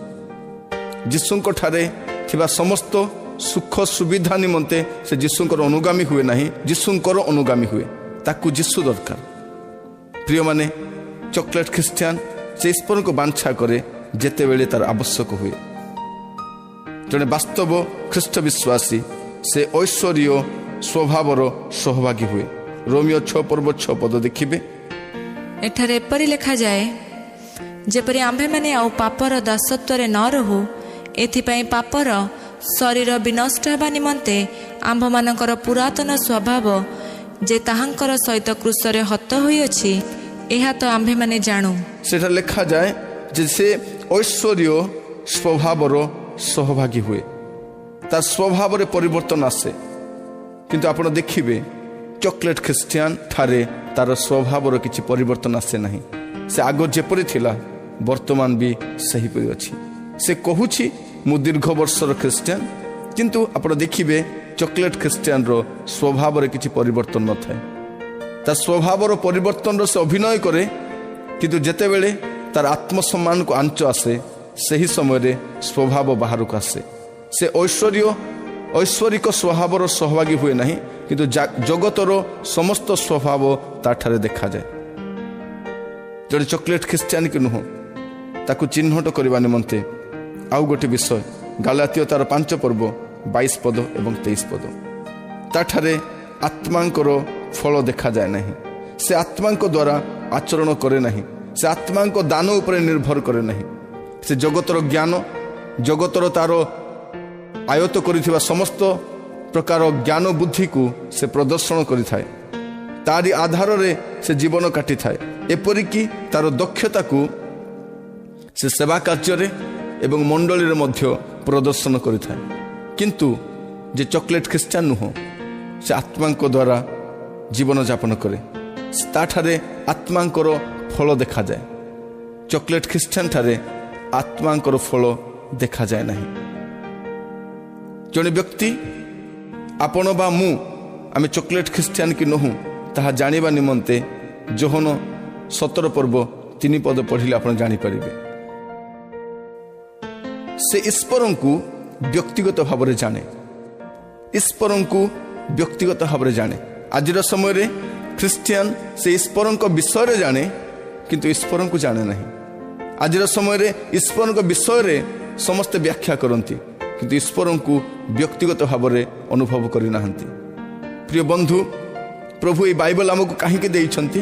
ଈଶ୍ୱରଙ୍କ ବିଷୟରେ ଜାଣିବା ନିମନ୍ତେ ନୁହଁ, କିନ୍ତୁ ଏହା ପାଠ କରିବା ସମୟରେ ଯେପରି ଆମେ ଈଶ୍ୱରଙ୍କୁ ଜାଣିପାରୁ, ତାଙ୍କୁ ଅନୁଭବ କରିପାରୁ। ସେ କିଏ ବା କ'ଣ କରିପାରନ୍ତି, ତାଙ୍କର ଇଚ୍ଛା କ'ଣ, ସେ କି ପ୍ରକାର ଦେଖାଯାଆନ୍ତି, ତାଙ୍କ ଗୁଣ କ'ଣ, ତାଙ୍କ ସ୍ୱଭାବ କ'ଣ, ଏହା ବାଇବଲ ପଢ଼ିବା ପରେ ମୁଁ ଜାଣିପାରେ ଏବଂ ତଦନୁଯାୟୀ ମୋ ଜୀବନକୁ ସଜାଡ଼ିପାରେ। କିନ୍ତୁ ଚକୋଲେଟ୍ ଖ୍ରୀଷ୍ଟିଆନ ସେ ଈଶ୍ୱରଙ୍କୁ ବ୍ୟକ୍ତିଗତ ଭାବରେ ଜାଣିବା ପାଇଁ ଆଗ୍ରହୀ ନୁହେଁ। ସେ ଅନ୍ୟମାନଙ୍କ ଠାରୁ ଈଶ୍ୱରଙ୍କ ସମ୍ପର୍କରେ କିଛି ଜ୍ଞାନ ସଂଗ୍ରହ କରେ। ସେହି ଜ୍ଞାନରେ ସେ ସନ୍ତୁଷ୍ଟ ଥାଏ। ତେଣୁ ଈଶ୍ୱରଙ୍କ ସମ୍ପର୍କରେ ତାର ଧାରଣା ସଠିକ୍ ନୁହଁ। କାଳକ୍ରମେ ସେ ଈଶ୍ୱରଙ୍କୁ ବିରୋଧ କରେ, ଈଶ୍ୱରଙ୍କ ଠାରୁ ବିମୁଖ ହୁଏ। ଈଶ୍ୱରଙ୍କ ସମ୍ପର୍କରେ ତାର ଜ୍ଞାନ ସଠିକ୍ ନଥିବା ସକାଶେ ସେ ପଶ୍ଚାତପଦ ମଧ୍ୟ ହୋଇପାରେ। କିନ୍ତୁ ଯେ ଚକୋଲେଟ୍ ଖ୍ରୀଷ୍ଟିଆନ ନୁହଁ, ସେ ଈଶ୍ୱରଙ୍କୁ ବ୍ୟକ୍ତିଗତ ଭାବରେ ଜାଣେ। ତାଙ୍କ ସହିତରେ ସେ ବ୍ୟକ୍ତିଗତ ସମୟ କ୍ଷେପଣ କରେ। ସେ ଈଶ୍ୱରଙ୍କର କାର୍ଯ୍ୟଗୁଡ଼ିକ ପରିବର୍ତ୍ତେ ଈଶ୍ୱରଙ୍କ ବାକ୍ୟକୁ ଅଧିକ ଆଗ୍ରହ ଦେଖାଏ। ଆଉ ଯେ ଚକୋଲେଟ୍ ଖ୍ରୀଷ୍ଟିଆନ ନୁହଁ, 1 କରନ୍ଥୀୟ 10 ପର୍ବ 31 ପଦ, ସେଠାରେ ଆମେ ଦେଖୁ ଯେ ସେ ସମସ୍ତ ବିଷୟରେ ଈଶ୍ୱରଙ୍କୁ ଗୌରବ ଦିଏ, ବା ସେ ସମସ୍ତ ବିଷୟ ଈଶ୍ୱରଙ୍କ ଗୌରବ ନିମନ୍ତେ କରେ। କିନ୍ତୁ ଚକୋଲେଟ୍ ଖ୍ରୀଷ୍ଟିଆନ ସେ ଯାହା ବି କରେ ନିଜର ଗୌରବ ନିମନ୍ତେ କରେ। ସେ ଯଦି ଦାନ ଦିଏ, ନିଜର ଗୌରବ ନିମନ୍ତେ ଦାନ ଦିଏ। ଯଦି ସେ ପ୍ରଚାର କରେ, ନିଜକୁ ସ୍ଥାପିତ କରିବା ପାଇଁ ପ୍ରଚାର କରେ। ଚକୋଲେଟ୍ ଖ୍ରୀଷ୍ଟିଆନ ଯଦି ଗୀତ ଗାଏ, ଷ୍ଟେଜରେ ଯାହା ବି ପ୍ରଦର୍ଶନ କରେ, ସେଠୁ ତାର ଅଂଶ ମଧ୍ୟ ସେ ଆବଶ୍ୟକ କରେ। କିନ୍ତୁ ଯେ ଚକୋଲେଟ୍ ଖ୍ରୀଷ୍ଟିଆନ ନୁହଁ, ସେ ସମସ୍ତ ବିଷୟରେ ଈଶ୍ୱରଙ୍କୁ ଗୌରବ ଦିଏ। ବର୍ତ୍ତମାନ ଆମେ ନିଜେ ନିଜକୁ ପରୀକ୍ଷା କରିବା ସମୟରେ ଆମେ ଜାଣିପାରିବା ଯେ ମୁଁ ଚକୋଲେଟ୍ ଖ୍ରୀଷ୍ଟିଆନ ନା ବାସ୍ତବ ଖ୍ରୀଷ୍ଟିଆନ। ଏବେ ପର୍ଯ୍ୟନ୍ତ ମୋର ଜୀବନରେ ସେ ଚକୋଲେଟ୍ର ସ୍ୱଭାବ ରହିଛି କି? ଦୀର୍ଘ କାଳ ଧରି ଚକୋଲେଟ୍ ଖାଇଥିବା ସକାଶେ ମୋ ଭିତରେ ଚକୋଲେଟ୍ର ସ୍ୱଭାବ ସବୁ ଆସିଯାଇଛି।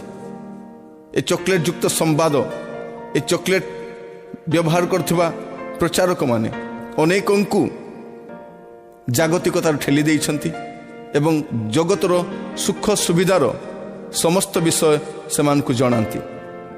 ପ୍ରିୟ ବନ୍ଧୁ, ଜଣେ ଚକୋଲେଟ୍ ଖ୍ରୀଷ୍ଟିଆନ କି ନୁହଁ, ଆମେ ନିଜକୁ ପରୀକ୍ଷା କରିବା ନିମନ୍ତେ ଆପଣ ଦେଖିପାରିବେ 2 କରନ୍ଥୀୟ 11 ପର୍ବ 3 ପଦ। ସେ ଈଶ୍ୱରଙ୍କ ପ୍ରତି ଏକାନ୍ତ ବା ଆଗ୍ରହର ସହିତ ସମ୍ପୂର୍ଣ୍ଣ ସମର୍ପିତ ଜୀବନ କାଟେ। ଖ୍ରୀଷ୍ଟଙ୍କ ପ୍ରତି ତାର ଆଗ୍ରହ ଥାଏ। ଈଶ୍ୱରଙ୍କ ପ୍ରତି ସେ ସମ୍ପୂର୍ଣ୍ଣ ଭାବରେ ସମର୍ପିତ ହୋଇ ଆଗକୁ ବଢ଼େ। କିନ୍ତୁ ଚକୋଲେଟ୍ ଖ୍ରୀଷ୍ଟିଆନ ସେ ସମ୍ପୂର୍ଣ୍ଣ ସମର୍ପିତ ନୁହଁ। ସେ ନିଜ ପାଇଁ ମଧ୍ୟ କିଛି ଅଂଶ ରଖେ। ତା ଜୀବନରେ ପ୍ରଭୁଙ୍କ ପାଇଁ ବି ସ୍ଥାନ ଅଛି ଏବଂ ଅନ୍ୟ ବିଷୟଗୁଡ଼ିକ ନିମନ୍ତେ ମଧ୍ୟ ସ୍ଥାନ ରହିଛି। ଚକୋଲେଟ୍ ଖ୍ରୀଷ୍ଟିଆନ ଆବଶ୍ୟକ ଅନୁସାରେ ପ୍ରଭୁଙ୍କୁ ତା ହୃଦୟରେ ସ୍ଥାନ ଦିଏ ଏବଂ ଆବଶ୍ୟକ ସମାପ୍ତ ହେଲା ପରେ ସେ ଈଶ୍ୱରଙ୍କୁ ପରିତ୍ୟାଗ ମଧ୍ୟ କରିବା ପାଇଁ ପ୍ରସ୍ତୁତ ହୁଏ। ଚକୋଲେଟ୍ ଖ୍ରୀଷ୍ଟିଆନ ସେ କେବେ ମଧ୍ୟ ଦୁଃଖ କଷ୍ଟ ସହ୍ୟ କରିବା ପାଇଁ ଓ କଷ୍ଟ ମଧ୍ୟରେ ଜୀବନଯାପନ କରିବା ପାଇଁ ଚାହେଁ ନାହିଁ। 2 ତିମୋଥୀ 2:3 ଏଠାରେ ଏପରି ଲେଖାଯାଏ, ଖ୍ରୀଷ୍ଟ ଯୀଶୁଙ୍କର ଜଣେ ଉତ୍ତମ ଯୋଦ୍ଧା ପରି ମୋ ସହିତ କ୍ଲେଶ ସହ୍ୟ କର। ସିଏ କଷ୍ଟ ସ୍ୱୀକାର କରେ ନାହିଁ, କଷ୍ଟ ମଧ୍ୟରେ ରହିବାକୁ ପସନ୍ଦ କରେ ନାହିଁ, କାରଣ ତା ଜୀବନରେ ଚକୋଲେଟ୍ର ସ୍ୱଭାବ ରହିଛି। କିନ୍ତୁ ପ୍ରଭୁ ଯୀଶୁ ଖ୍ରୀଷ୍ଟ ଜଗତରେ ଯେତେ ଦିନ ରହିଲେ ସେ କଷ୍ଟ ମଧ୍ୟରେ ସେବା କାର୍ଯ୍ୟ କଲେ। ଶିଷ୍ୟମାନେ କଷ୍ଟ ମଧ୍ୟରେ ସେବା କାର୍ଯ୍ୟ କଲେ। ପାଉଲ କଷ୍ଟ ମଧ୍ୟରେ ସେବା କାର୍ଯ୍ୟ କଲେ। ମୋର ପ୍ରିୟମାନେ, ଖ୍ରୀଷ୍ଟିଆନ ଜୀବନ କଷ୍ଟର ଜୀବନ। ଖ୍ରୀଷ୍ଟିଆନ ଜୀବନ ସମସ୍ୟାପୂର୍ଣ୍ଣ ଜୀବନ। ଖ୍ରୀଷ୍ଟିଆନ ଜୀବନରେ ଅଭାବ ଥାଏ, ରୋଗ ଥାଏ, ସଙ୍କଟ ଥାଏ, ବିପତ୍ତି ଥାଏ। ତା ସବୁ ସତ୍ତ୍ୱେ ପ୍ରଭୁ ତା ସହିତ ଥାନ୍ତି। ଆପଣ ବିଚଳିତ ହୁଅନ୍ତୁ ନାହିଁ। ଚକୋଲେଟ୍ ଖ୍ରୀଷ୍ଟିଆନ ସେ ସର୍ବଦା ବିଚଳିତ ହୋଇଯାଏ। ସେ ଜାଗତିକତାରେ ମଧ୍ୟ ଲିପ୍ତ ରହିବା ପାଇଁ ଚାହେଁ। କିନ୍ତୁ 2 ତିମୋଥୀ 2:4 ଯଦି ଆପଣ ପଢ଼ିବେ, ସେଠାରେ ଏପରି ଲେଖାଯାଏ, କୌଣସି ଲୋକ ସୈନ୍ୟ କାର୍ଯ୍ୟ କରି ସଂସାରର ଅନ୍ୟ କାର୍ଯ୍ୟରେ ନିଜକୁ ଆବଦ୍ଧ କରେ ନାହିଁ, ଯେପରି ସୈନ୍ୟ ପଦରେ ନିଯୋଗ କର୍ତ୍ତାଙ୍କୁ ସେ ସନ୍ତୁଷ୍ଟ କରିପାରେ। ଲେଖାଯାଏ ସେ କୌଣସି ଜାଗତିକ କାର୍ଯ୍ୟରେ ଲିପ୍ତ ନଥାଏ, ଜାଗତିକତାରେ ଲିପ୍ତ ନଥାଏ। ଚକୋଲେଟ୍ ଖ୍ରୀଷ୍ଟିଆନ ସେ ଜଗତର ସମସ୍ତ ବିଷୟରେ ଯୋଗ ସମ୍ପୃକ୍ତ କରେ ଏବଂ ଜୀବନର ଶେଷରେ ସେ ସ୍ୱର୍ଗରେ ଯିବା ପାଇଁ ମଧ୍ୟ ପ୍ରସ୍ତୁତ ଥାଏ। ମୋର ପ୍ରିୟମାନେ, ଆପଣ 2 ପ୍ରଭୁର ସେବା କରିପାରିବେ ନାହିଁ। ଆପଣ ଯଦି ବାସ୍ତବରେ ଯୀଶୁଖ୍ରୀଷ୍ଟଙ୍କର ଅନୁଗମନ କରନ୍ତି, ଯଦି ଗୋଟେ ବାସ୍ତବ ଖ୍ରୀଷ୍ଟିଆନ ଅଟନ୍ତି, ଆପଣଙ୍କ ଜୀବନରୁ ଏହି ଚକୋଲେଟ୍ ଅବସ୍ଥା ଦୂରୀକୃତ ହେବା ଦରକାର। ମୁଁ ମଲେ ଖ୍ରୀଷ୍ଟ ଦେଖାଯାଆନ୍ତି। ଚକୋଲେଟ୍ ଖ୍ରୀଷ୍ଟିଆନ ତାର ମୁହଁକୁ ଛାଡ଼ିପାରେ ନାହିଁ। ଆପଣଙ୍କୁ ଆପଣଙ୍କର ସ୍ୱସତ୍ତାକୁ ହରାଇବାକୁ ପଡ଼ିବ। ଗୋଟେ ବାସ୍ତବ ଖ୍ରୀଷ୍ଟିଆନର ପରିଚୟ ସେ ମରେ ଆଉ ଖ୍ରୀଷ୍ଟ ତା ଜୀବନରେ ଦେଖାଯାଆନ୍ତି। ମୁଁ ଖ୍ରୀଷ୍ଟଙ୍କ ପାଇଁ ସବୁ ତ୍ୟାଗ କରିପାରେ କି ନା ଖ୍ରୀଷ୍ଟଙ୍କୁ ତ୍ୟାଗ କରେ? ଜଣେ ବ୍ୟକ୍ତି ଚକୋଲେଟ୍ ଖ୍ରୀଷ୍ଟିଆନ କି ନୁହେଁ ଏ କଥା କିପରି ଆପଣ ଜାଣିପାରିବେ? ଜଣେ ବ୍ୟକ୍ତି ଯେ ଚକୋଲେଟ୍ ଖ୍ରୀଷ୍ଟିଆନ ନୁହେଁ ସେ ଜଣେ ଆତ୍ମିକ ମନା ଅଟେ। ସେ ସବୁବେଳେ ଆତ୍ମିକ ବିଷୟ ନିମନ୍ତେ ଲାଳାୟିତ ଅଟେ। ସେ ସବୁବେଳେ ଈଶ୍ୱରଙ୍କୁ ବାଞ୍ଛା କରେ। ସେ ଜଗତର ବିଷୟ ନିମନ୍ତେ ଆକୃଷ୍ଟ ନୁହେଁ, ଜଗତର ବିଷୟ ନିମନ୍ତେ ଲାଳୟିତ ନୁହେଁ। ଆଉ ଜଣେ ଖ୍ରୀଷ୍ଟିଆନ ଯେ ଚକୋଲେଟ୍ ଖ୍ରୀଷ୍ଟିଆନ ନୁହେଁ ତାର ସ୍ୱଭାବ ମଧ୍ୟ ପରିବର୍ତ୍ତନ ହୁଏ। ସେ ଆତ୍ମାଙ୍କ ଦ୍ୱାରା ଚାଳିତ ହୁଏ। ମୁଁ ଚକୋଲେଟ୍ ଖ୍ରୀଷ୍ଟିଆନ କି ନୁହେଁ ତା ମୋତେ ନିଜକୁ ହିଁ ସମୀକ୍ଷା କରି ଦେଖିବାକୁ ପଡ଼ିବ। ଆପଣଙ୍କର ପ୍ରାର୍ଥନା ଜୀବନକୁ ସମୀକ୍ଷା କରିବା ଦରକାର। ଜଣେ ଚକୋଲେଟ୍ ଖ୍ରୀଷ୍ଟିଆନ ସେ ପ୍ରାର୍ଥନାକୁ ପ୍ରାଧାନ୍ୟ ଦିଏ ନାହିଁ। ଜଣେ ଚକୋଲେଟ୍ ଖ୍ରୀଷ୍ଟିଆନ ସେ ବାକ୍ୟ ଧ୍ୟାନକୁ ପ୍ରାଧାନ୍ୟ ଦିଏ ନାହିଁ। ଜଣେ ଚକୋଲେଟ୍ ଖ୍ରୀଷ୍ଟିଆନ ତାର ପବିତ୍ର ଜୀବନ ସମ୍ବନ୍ଧରେ ସେ ସେତେ ଗୁରୁତ୍ୱ ଦିଏ ନାହିଁ। ସେ ଖ୍ରୀଷ୍ଟଙ୍କ ସହିତ ମେଘମାଳାରେ ସାକ୍ଷାତ କରିବା ନିମନ୍ତେ ମଧ୍ୟ ପ୍ରସ୍ତୁତ ନୁହେଁ। ସେ ଗୋଟେ ଖାମଖିଆଲି ଜୀବନ କାଟେ। ସେ ଭାବେ ଯେ ସବୁ କରିବା ଦ୍ୱାରା ମଧ୍ୟ ମୁଁ ସ୍ୱର୍ଗକୁ ଯାଇପାରେ। ଆପଣଙ୍କର ଆଗ୍ରହ କେଉଁଠି ଅଛି? ଆପଣଙ୍କର ଜୀବନକୁ ସମୀକ୍ଷା କରି ଦେଖନ୍ତୁ। ଆପଣ ବାସ୍ତବରେ ଖ୍ରୀଷ୍ଟଙ୍କର ଶିଷ୍ୟ ଅଟନ୍ତି କି? ଜଣେ ବାସ୍ତବ ଶିଷ୍ୟ ସେ ମୂଲ୍ୟ ଦେବା ନିମନ୍ତେ ସର୍ବଦା ପ୍ରସ୍ତୁତ ଥାଏ। ଖ୍ରୀଷ୍ଟଙ୍କ ନିମନ୍ତେ ସେ ସର୍ବସ୍ୱ ତ୍ୟାଗ କରିପାରେ। ପ୍ରିୟ ବନ୍ଧୁ, ଆସନ୍ତୁ ଆମମାନେ ପ୍ରାର୍ଥନା କରିବା ପାଇଁ ଯିବା। ଆମେ ପ୍ରଭୁଙ୍କର ବାର୍ତ୍ତା ଶୁଣିଛୁ, ଆମ ଜୀବନକୁ ସମୀକ୍ଷା କରିବାକୁ ଯିବା। ବାସ୍ତବରେ ମୁଁ କ'ଣ ଜଣେ ଚକୋଲେଟ୍ ଖ୍ରୀଷ୍ଟିଆନ ଅଟେ? ମୁଁ କ'ଣ ଖ୍ରୀଷ୍ଟଙ୍କ ପାଇଁ ଦୁଃଖ ସହ୍ୟ କରିପାରେ କି? ମୁଁ ଖ୍ରୀଷ୍ଟଙ୍କ ନିମନ୍ତେ ପ୍ରତିଦିନ ନିଜର କ୍ରୁଶ ବହନ କରି ଆଗକୁ ଯାଇପାରେ କି? ମୋର ଆଗ୍ରହ କେଉଁଠି ଅଛି? ମୋର ପ୍ରାର୍ଥନା ଜୀବନ ନିମନ୍ତେ ମୁଁ ସାଲିସ କରେ କି? ଆଜି ଆପଣ ପ୍ରାର୍ଥନାରେ ଯିବା ସମୟରେ ଯେଉଁ ଜୀବନକୁ ସମୀକ୍ଷା କରିକି ଦେଖିପାରିବେ, ଆପଣଙ୍କ ଜୀବନକୁ ଅନୁଧ୍ୟାନ କରି ଦେଖିପାରିବେ। ଆପଣଙ୍କ ଜୀବନ ସମ୍ପର୍କରେ ଅନ୍ୟ କେହି ସମୀକ୍ଷା କରିବାର ଆବଶ୍ୟକ ନାହିଁ। ଆପଣ ନିଜେ ସମୀକ୍ଷା କରି ଦେଖନ୍ତୁ ଆପଣଙ୍କର ପବିତ୍ର ଜୀବନ କିପରି ରହିଛି। ଆପଣ ପବିତ୍ରତା ପାଇଁ କେତେ ମୂଲ୍ୟ ଦିଅନ୍ତି? ଆପଣ ପବିତ୍ରତା ନିମନ୍ତେ ଲାଳାୟିତ ନା ଜଗତରେ ପ୍ରସନ୍ନ ରହିବା ନିମନ୍ତେ? ଆପଣଙ୍କର ସହଭାଗିତା କେଉଁଠି ଅଛି? ଆପଣ ଖ୍ରୀଷ୍ଟଙ୍କ ଲୋକମାନଙ୍କ ସହିତ ସହଭାଗିତା ରଖନ୍ତି ନା ଜଗତର ଲୋକମାନଙ୍କ ସହିତ ଅଧିକ ସମୟ କଟାନ୍ତି? ଆପଣ କେଉଁ ବିଷୟରେ ଆସକ୍ତ ଅଟନ୍ତି? ଆପଣ ଉର୍ଦ୍ଧ୍ୱସ୍ଥ ବିଷୟରେ ଆସକ୍ତ ଅଟନ୍ତି ନା ଜାଗତିକ ବିଷୟରେ ଆସକ୍ତ ଅଟନ୍ତି? ଚକୋଲେଟ୍ ଖ୍ରୀଷ୍ଟିଆନ ଏବେ ପର୍ଯ୍ୟନ୍ତ ତାର ଶିଶୁ ଅବସ୍ଥାରୁ ବାହାରି ଯାଇ ନାହିଁ। ଆପଣଙ୍କ ଠାରେ କ'ଣ ସେ ଶିଶୁ ଅବସ୍ଥା ରହିଛି? ଖ୍ରୀଷ୍ଟଙ୍କ ସହିତ ଆପଣ କ'ଣ କ୍ରୁଶରେ ହତ ହୋଇଛନ୍ତି? ଗୋଟେ ବାସ୍ତବ ଖ୍ରୀଷ୍ଟିଆନ ସେ ଜଗତ ପ୍ରତି ମୃତ ଏବଂ ଆତ୍ମିକ ଜୀବନ ନିମନ୍ତେ ସେ ଜୀବନ କାଟିଥାଏ। ପ୍ରାର୍ଥନା କରିବା, ନିଜକୁ ସମର୍ପଣ କରିବା, କହିବା ପ୍ରଭୁ ମୋ ଜୀବନରେ ରହିଥିବା ସେ ଚକୋଲେଟ୍ ଖ୍ରୀଷ୍ଟିଆନର ସ୍ୱଭାବକୁ ଆପଣ କାଢ଼ି ନିଅନ୍ତୁ। ଆପଣ ଜଣେ ବ୍ୟକ୍ତି ହିଁ ମୋତେ ସାହାଯ୍ୟ କରିପାରିବେ। ପ୍ରଭୁ ଆଜି ତାଙ୍କର ବାକ୍ୟର ଆଲୋକରେ ମୋର ଜୀବନକୁ ଦେଖିବା ପାଇଁ ଦେଇଛନ୍ତି। ବାସ୍ତବରେ ମୁଁ କ'ଣ ଚକୋଲେଟ୍ ଖ୍ରୀଷ୍ଟିଆନ? ମୁଁ କ'ଣ ଯୀଶୁଙ୍କ ପଛରେ କେବଳ ଜଗତର ସୁଖ ସୁବିଧା, ଜଗତର ଆରାମ ସୁସ୍ଥତା ପାଇବା ନିମନ୍ତେ, ଜଗତରେ ଉଚ୍ଚ ପଦରେ ସ୍ଥାପିତ ହେବା ନିମନ୍ତେ, ଜଗତରେ କେବଳ ମୋ ପରିବାର ନିମନ୍ତେ ଉତ୍ତମ ବିଷୟ ଗୁଡ଼ିକ ଆୟୋଜନ କରିବା ନିମନ୍ତେ ମୁଁ ଯୀଶୁଙ୍କୁ ଆବଶ୍ୟକ କରେ କି? ଖ୍ରୀଷ୍ଟିଆନ କେବଳ ଏହି ଜଗତ ନିମନ୍ତେ ଖ୍ରୀଷ୍ଟଙ୍କୁ ଆବଶ୍ୟକ କରେ ନାହିଁ। ସେ ଖ୍ରୀଷ୍ଟଙ୍କୁ ଆବଶ୍ୟକ କରେ ଏଥି ନିମନ୍ତେ ଯେ ଯୀଶୁଙ୍କ ଛଡ଼ା ଉଦ୍ଧାରକର୍ତ୍ତା କେହି ନାହାନ୍ତି। ଯୀଶୁ ହିଁ ଜଣେ ବ୍ୟକ୍ତି ଯିଏ ତାହାକୁ ଅନନ୍ତକାଳ ନିମନ୍ତେ ସୁରକ୍ଷା ଦେଇପାରନ୍ତି। ଯୀଶୁ ହିଁ ଜଣେ ବ୍ୟକ୍ତି ଯେ ଜଗତକୁ ଆସିଥିଲେ ତାକୁ ଅନନ୍ତ ରାଜ୍ୟରେ ପ୍ରବେଶ କରାଇବା ନିମନ୍ତେ। ଚକୋଲେଟ୍ ଖ୍ରୀଷ୍ଟିଆନ କେବଳ ଜଗତରେ ହିଁ ଆରାମ ରହିବା ପାଇଁ ଚାହେଁ, କିନ୍ତୁ ବାସ୍ତବ ଖ୍ରୀଷ୍ଟିଆନ ସେ ଜଗତରେ ଯେକୌଣସି ଅବସ୍ଥାରେ ରହିପାରେ, କାରଣ ଯୀଶୁ ତାକୁ ପ୍ରତିଜ୍ଞା କରିଛନ୍ତି ଅନନ୍ତ କାଳରେ ସେ ତାଙ୍କ ସହିତରେ ଆରାମରେ ରହିବ। ଯେଉଁଠାରେ ଦୁଃଖ ନାହିଁ, ଯେଉଁଠାରେ କ୍ଲେଶ ନାହିଁ, ଯେଉଁଠାରେ ସମସ୍ୟା ନାହିଁ, ଯେଉଁଠାରେ କୌଣସି ଜଗତର ବିଷୟ ନଥିବ, ସିଏ ଥିବ ଏବଂ ତାର ପ୍ରିୟତମ ଯୀଶୁ ଥିବେ। ସେ ଅନନ୍ତ ରାଜ୍ୟରେ ସେ ସୁଖ ଭୋଗ କରିବ। ଆସନ୍ତୁ ନିଜ ନିଜକୁ ପ୍ରଭୁଙ୍କ ହସ୍ତରେ ସମର୍ପଣ କରିବା, ପ୍ରାର୍ଥନା କରିବା, ପ୍ରଭୁ ମୋ ଭିତରେ ଥିବା ସେ ଚକୋଲେଟ୍ ସ୍ୱଭାବକୁ ବାହାର କରିଦିଅ। ପ୍ରିୟ ଭାଇ ଭଉଣୀମାନେ, ଯଦି ଆପଣଙ୍କର ଜୀବନରେ এই ଚକୋଲେଟ୍ର ସ୍ୱଭାବ ଥିବ, ଏହା ଆପଣଙ୍କୁ ଆତ୍ମିକ ଡାଇବେଟିସ୍ ଆଡ଼କୁ କଢ଼େଇ ନେବ। ଜାଗତିକ ଡାଇବେଟିସ୍ ସକାଶେ ହୁଏତ ଆପଣ ଶାରୀରିକ ଭାବରେ କଷ୍ଟ ପାଇପାରନ୍ତି, କିନ୍ତୁ ଆତ୍ମିକ ଡାଇବେଟିସ୍ ଆପଣଙ୍କୁ ଅନନ୍ତ କାଳ ନିମନ୍ତେ ଅନନ୍ତ ଅଗ୍ନି ମଧ୍ୟକୁ ନେଇପାରେ। ପ୍ରାର୍ଥନା କରିବା, ପ୍ରଭୁ ମୋ ଠାରେ ଥିବା এই ପ୍ରକାର ସ୍ୱଭାବକୁ କାଢ଼ି ନିଅ। ମହାମଙ୍ଗଳମୟ ସ୍ୱର୍ଗସ୍ଥ ପିତା, ଆପଣଙ୍କୁ ଧନ୍ୟବାଦ ଦେଉଛୁ। ଆପଣ ଆମମାନଙ୍କୁ ଏ ସୁନ୍ଦର ସୁଯୋଗ ଦେଇଛନ୍ତି ନିଜକୁ ସମୀକ୍ଷା କରିବା ପାଇଁ, ନିଜ ଜୀବନକୁ ଦେଖିବା ପାଇଁ। ପ୍ରଭୁ ମୁଁ କ'ଣ ବାସ୍ତବରେ ଗୋଟେ ଖ୍ରୀଷ୍ଟିଆନ ଅଟେ କି ନା ଚକୋଲେଟ୍ ଖ୍ରୀଷ୍ଟିଆନ ଅଟେ? ପ୍ରଭୁ ଆପଣଙ୍କ ନିମନ୍ତେ ଆପଣଙ୍କର ବାକ୍ୟର ବାଧ୍ୟ ମୁଁ ହୁଏ କି?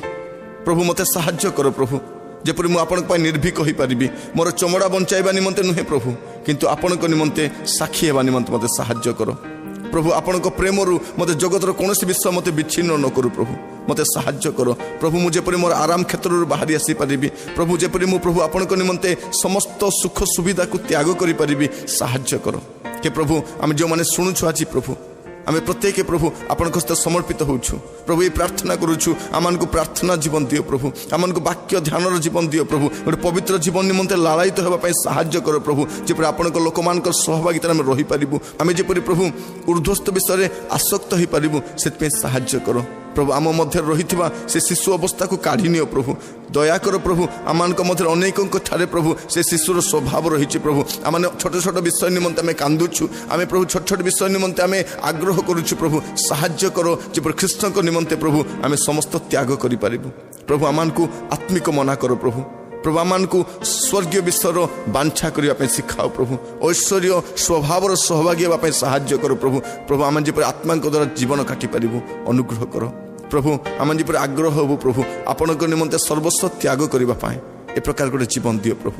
ଯେପରି ଯାତ୍ରା ଶେଷରେ ଆମମାନଙ୍କର କ୍ରୁଶର ସମ୍ରାଟ ଯେ ଜଗତରେ ଆସିଲେ, ଆମମାନଙ୍କ ନିମନ୍ତେ ସର୍ବସ୍ୱ ସମର୍ପଣ କଲେ, ତାଙ୍କୁ ସାକ୍ଷାତ କରିବା ନିମନ୍ତେ ମେଘମାଳାକୁ ନୀତ ହୋଇପାରିବୁ, ଏ ପ୍ରକାର ଆମମାନଙ୍କୁ ଅନୁଗ୍ରହ କର ପ୍ରଭୁ। ପ୍ରତ୍ୟେକଙ୍କୁ ଦୟା କର, ଆମ ଭିତରେ ରହିଥିବା ସେ ଚକୋଲେଟ୍ର ସ୍ୱଭାବକୁ କାଢ଼ି ନିଅ ପ୍ରଭୁ। ପ୍ରଭୁ ଯେପରି ଆମମାନେ ପ୍ରତ୍ୟେକ ପ୍ରଭୁ ଆଜି ନିଜ ଜୀବନକୁ ସମୀକ୍ଷା କରି ଦେଖିପାରିବୁ ଏବଂ ଜୀବନର ଶେଷ ପର୍ଯ୍ୟନ୍ତ ପ୍ରଭୁ ବାସ୍ତବରେ ଆପଣଙ୍କର ଅନୁଗାମୀ ହୋଇପାରିବୁ।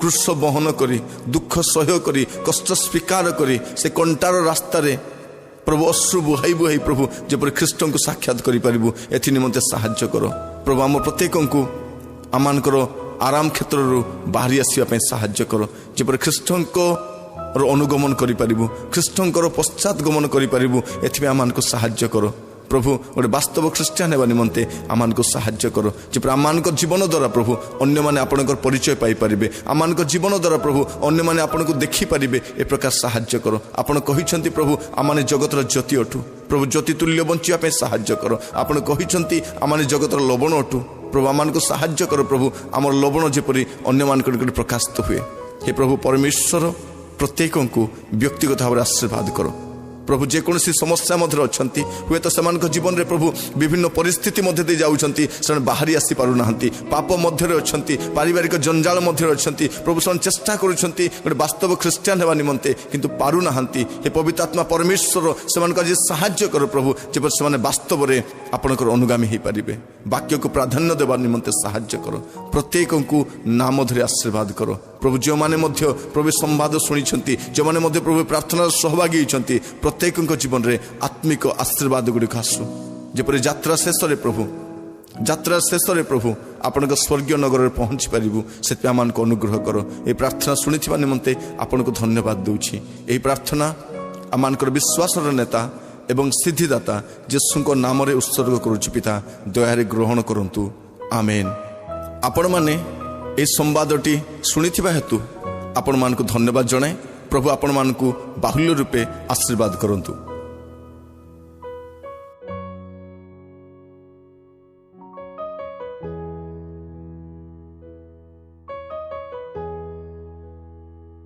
प्रिय बंधुगण एहिपरि विभिन्न प्रसंगमूलक ईश्वर वाक्य आगामी दिन मानकरे प्रभुंकर दास मानक मुखरु आपण माने सुनी पारिबे सीडी माध्यम रे। जदि आपण माने एई सीडी रो अन्य प्रसंग गुड़िक सुनिबा निमंते आग्रही तेबे आमको 97835537 अबा 9937742135 रे जोगाजोग करंतु। नमस्कार।